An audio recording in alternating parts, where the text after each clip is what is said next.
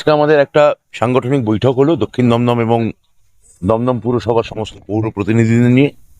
দুটো টাউনে প্রেসিডেন্ট ছিল, দুই যুব শাখার দুই প্রেসিডেন্ট ছিল, ছাত্র শাখার দুই প্রেসিডেন্ট ছিল, এবং SC/STরও আমাদের দুই প্রেসিডেন্ট ছিল। এবং সঙ্গে সব থেকে বড় কথা, আমাদের মাননীয় MP অধ্যাপক সৌগত রায় তিনি ওই মিটিংয়ে বক্তব্য রেখেছেন। আমরা সবাই মিলে বদ্ধপরিকর জোর কদমে আমরা দমদমে গত 3বারের মতোই আমরা নামবো এবং মমতা বন্দ্যোপাধ্যায়ের যে উন্নয়নের যে কর্মসূচি, যা আমাদের পাথেয় এবং যা আমাদের জোর রেখেছে, আমাদের সচল রেখেছে, সেগুলো নিয়ে আমরা মানুষের ডোর টু ডোর যাবো। সমস্ত কাউন্সিলররাই খুব বদ্ধপরিকর এবং তারা যুদ্ধে নেমে পড়েছে। ইতিমধ্যে ডোর টু ডোর ক্যাম্পেইন শুরু হয়ে গেছে, বাড়ি বাড়ি ক্যাম্পেইন শুরু হয়ে গেছে। আর আমরা একসঙ্গে যেভাবে দমদমে প্রত্যেকবার আমরা দমদম একটা টিম দমদম হিসেবে লড়ে, এবার আমরা দমদম টিম হিসেবে আমরা লড়বো।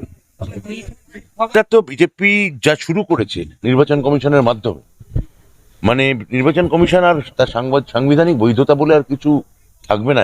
ওরা যা করে দিয়ে গেল ভারতবর্ষকে, মানে সমস্ত SP, DM, লোকাল পুলিশ সমস্ত বদলি করছে। কিন্তু আমি গতবারও যা মাননীয় নেত্রীর মিছিলের দিন বলেছিলাম, আমি তার পুনরাবৃত্তি করছি। সমস্ত SP, DM, সমস্ত সেক্রেটারি বদলাক, মমতা বন্দ্যোপাধ্যায়কে বদলাতে পারবে না। মুখ্যমন্ত্রী মমতা বন্দ্যোপাধ্যায় আছেন এবং থাকবেন। 4 তারিখ আবার মমতাদিই শপথ নেবেন। বিরোধী নাম নিয়ে আমার একটি কথাও বলা নেই। CPM থেকেও দাঁড়িয়েছেন, কংগ্রেস থেকেও দাঁড়াচ্ছেন, বিজেপি থেকেও নিশ্চয়ই তো একজন দাঁড়াবেন। এটা তো ব্যক্তির বিরুদ্ধে আমার কোনো কথা বলার নেই। আমি একটি কথাও বলবো না। তিনি তার দলের কর্মসূচি প্রচার করবেন, আমি আমার দলের কর্মসূচি প্রচার করবো। এটাতে ব্যক্তির সঙ্গে ব্যক্তির লড়াই নয়, দলের সঙ্গে দলের লড়াই।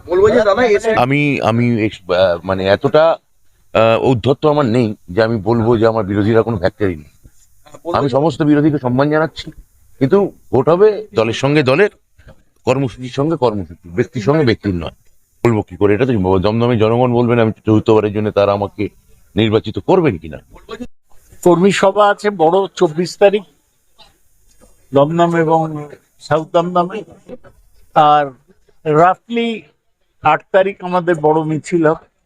আর প্রচার এর মধ্যেই শুরু হয়ে যাবে, বাড়ি বাড়ি, পাড়ায় পাড়ায়। দেখতে থাকুন, সঙ্গে থাকুন বেঙ্গল নিউজ TV।